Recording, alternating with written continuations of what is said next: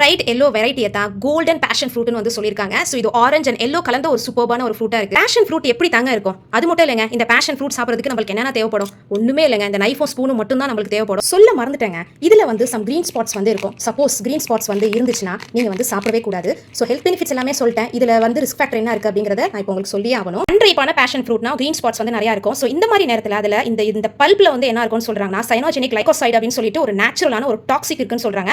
இந்த டாக்ஸிக் வந்து high amount of poison ஆயிடும் அப்படின்னு சொல்றாங்க. எப்பனா ஒரு ஃப்ரூட், அதாவது பேஷன் ஃப்ரூட் வந்து அன்ரைப் ஆகும் போது மட்டும்தான். ஸோ இதை வந்து பெட்டர் டு கன்சியூம். எப்போ கன்சியூம் பண்ணணும்னா ரைப் ஆயிட்ட பிறகு மட்டும் தான் இதை நீங்க கன்சியூம் பண்ணணும். இதோடைய சீட்ஸ்லாம் பார்த்தீங்கன்னா செம்ம கிரன்ச்சியா இருக்கும். ஸோ இதெல்லாம் நம்ம வந்து சாப்பிட போறது கிடையாது. உள்ள இருக்கிற இந்த சீடு பல்ப் தான் வந்து நம்ம சாப்பிட போறோம். இது வந்து நல்லா ஜூசியா, அதுவும் கட் பண்ண வேகத்துக்கு செம்ம ஸ்மெல் வந்துச்சு. சூப்பரான ஸ்மெல்னே சொல்லலாம். செம்ம அரோமா. டேஸ்ட் எப்படி இருக்கும்னு பார்த்தீங்கன்னா நல்ல ஒரு சோர் இல்லைனா ஒரு ஸ்வீட்டான ஒரு டேஸ்ட் வரும். ஸோ இது ரெண்டு கலந்த மாதிரி உள்ள டேஸ்ட் தான் இந்த பேஷன் ஃப்ரூட்.